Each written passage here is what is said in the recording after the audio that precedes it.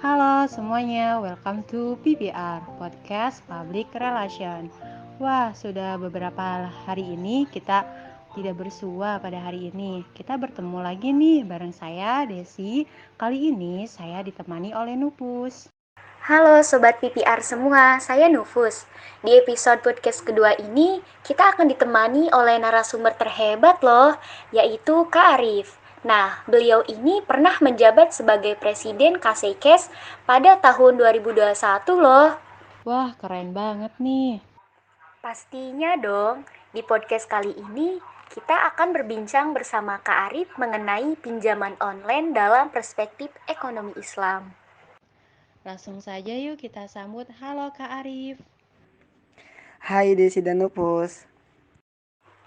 Baiklah teman-teman, di sini saya akan menjelaskan sedikit ya tentang pinjaman online. Oke, baiklah seperti yang kita ketahui, pinjaman online mungkin sudah tidak asing lagi di telinga kita. Saat ini, pinjaman online sudah sangat marak di masyarakat Indonesia. Tidak bisa dipungkiri, hal itu selaras dengan laju perkembangan zaman yang cepat serta inovasi teknologi yang kian pesat.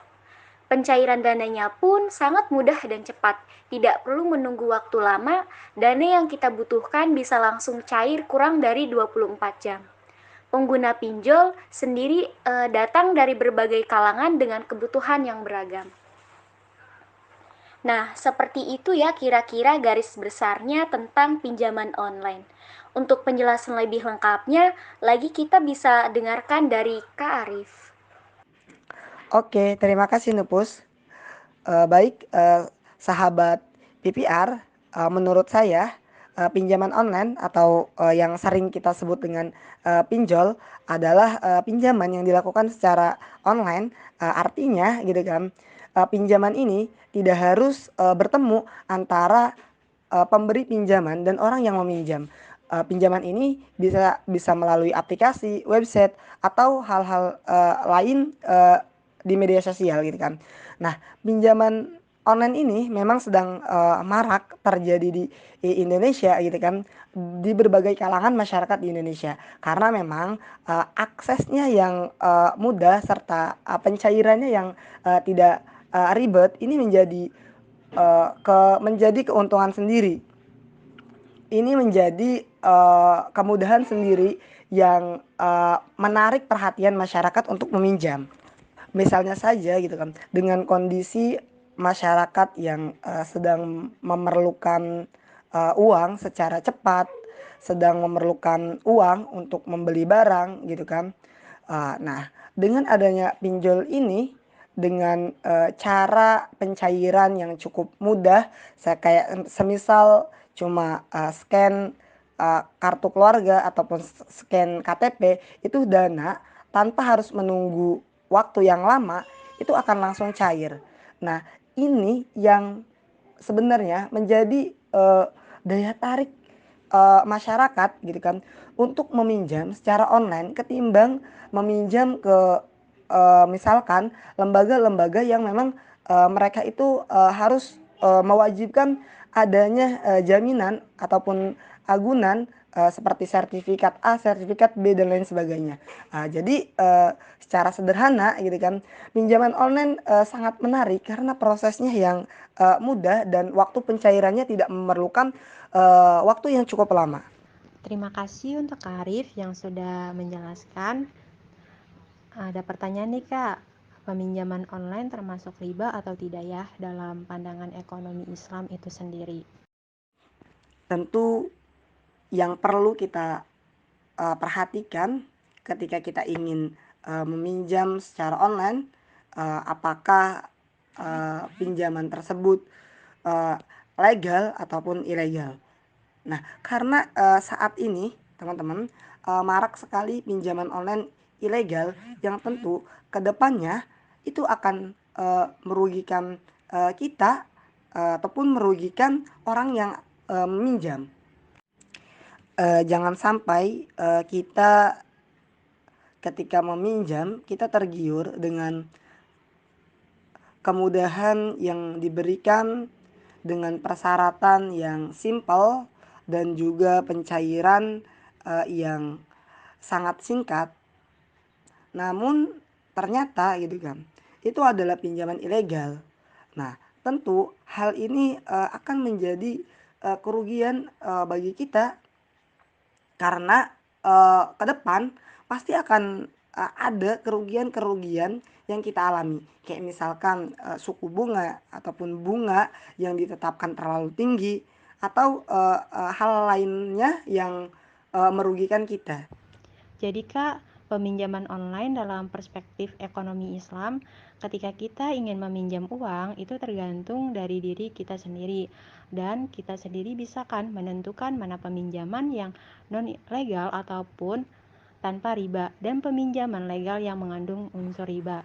Nah, untuk pertanyaan selanjutnya nih Kak, apa pendapat Kak Arif mengenai seorang muslim yang sudah tahu nih hukum melakukan pinjaman online yang ada unsur ribanya? Hal tersebut tidak diperbolehkan tetapi masih ada saja yang menggunakan pinjol. Baik setauku gitu kan, dalam Islam memang pinjaman itu dibolehkan karena memang tujuannya adalah untuk membantu gitu kan, membantu orang lain yang memang sedang memerlukan pinjaman. Beda konteksnya apabila dalam pinjaman ini terdapat unsur-unsur yang jelas-jelas dilarang oleh Islam. Kayak misalkan dalam pinjaman ini mengandung unsur-unsur riba gitu kan. Contohnya saja misalkan menetapkan suku bunga yang memang sangat tinggi seperti itu. Nah, dalam konteks seperti ini yaitu melakukan pinjaman yang terdapat unsur-unsur riba, maka jelas ini hukumnya adalah haram karena memang riba adalah hal yang dilarang atau diharamkan dalam Islam. Menurutku jika ada kasus seperti ini gitu kan, ada kasus seorang muslim yang sudah tahu bahwa pinjaman itu mengandung unsur riba dan hukumnya adalah haram, tapi dia tetap melakukan pinjaman itu mungkin karena disebabkan oleh beberapa faktor yang memang dia terpaksa untuk melakukannya. Kayak misalkan faktor kebutuhan yang mendesak sehingga dia memerlukan pinjaman yang super cepat dan mudah. Memang hal ini seharusnya gitu kan sebagai muslim yang taat gitu kan, muslim yang taat gitu kan, sebisa mungkin kita harus menghindari hal-hal yang dilarang oleh agama gitu kan, kayak semisal riba dan lain sebagainya. Nah, pertanyaan terakhir nih Kak, bagaimana kita sebagai ekonom Rabbani bisa menanggulangi hal tersebut agar masyarakat muslim tidak melakukan hal tersebut? Oke Desi, menurutku kita sebagai ekonom Rabbani memang harus sadar bahwa ini adalah tugas kita untuk terus berdakwah, untuk terus mensosialisasikan Islam, terutama pada bidang ekonomi, agar masyarakat bisa terlepas dari hal-hal yang memang telah dilarang oleh agama. Hal yang pertama yang perlu kita lakukan terkait bagaimana kita terhindar dari pinjaman online yang mengandung unsur riba, yaitu kita menyadarkan diri kita terlebih dahulu bahwa ini adalah tugas kita untuk memberikan arahan, memberikan pencerahan, mensosialisasikan kepada masyarakat bahwa pinjaman online yang mengandung unsur riba dan riba adalah hal yang dilarang oleh agama Islam. Yang kedua, yang sederhana, kita harus bisa mengajak orang-orang terdekat kita, orang-orang di lingkungan kita agar mereka bisa terhindar daripada pinjaman online, apalagi yang ilegal, yang tentu ini akan berdampak buruk atau merugikan bagi mereka ke depannya. Kita harus bisa mensosialisasikan bahwa hal-hal pinjaman yang mengandung unsur riba itu dilarang oleh agama, sehingga mereka tidak terjerumus pada pinjaman online yang sangat merugikan ke depannya.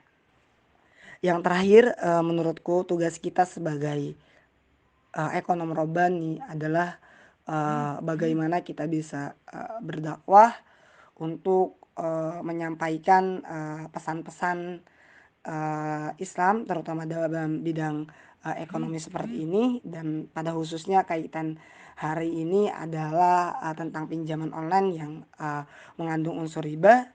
Ya, kita bisa untuk mensosialisasikan terkait dengan finansial teknologi syariah ataupun pinjaman online yang berbasis syariah agar masyarakat lebih aman. Seperti itu. Kita bisa ikut serta dalam hal mengembangkan dan memajukan finansial teknologi atau fintech syariah kepada masyarakat agar masyarakat bisa beralih pada peminjaman yang bersifat syariah seperti itu. Karena kita tidak bisa untuk menghapus, menghilangkan pinjaman online gitu kan. Yang kita bisa lakukan adalah bagaimana konsep syariah ada dan kita bisa mensosialisasikannya kepada masyarakat sehingga masyarakat bisa memahami gitu kan, sehingga bisa masyarakat bisa mengerti, bisa memahami tentang pinjaman secara syariah seperti itu. Wah, sangat menarik nih pembahasan kita pada kali ini. Terima kasih banyak Kak Arif atas argumentasinya. Pada hari ini kita juga sudah berbincang banyak mengenai peminjaman online dalam perspektif ekonomi Islam. Mungkin cukup segitu saja saya ucapkan kepada Kak Arif pada hari ini dan juga Nupus yang telah menemani saya dalam berbincang-bincang mengenai peminjaman online dalam perspektif ekonomi Islam. Mungkin sekian dari saya, Desi Puspitasari, pamit undur diri, dan juga Nupus pamit undur diri. Sampai jumpa.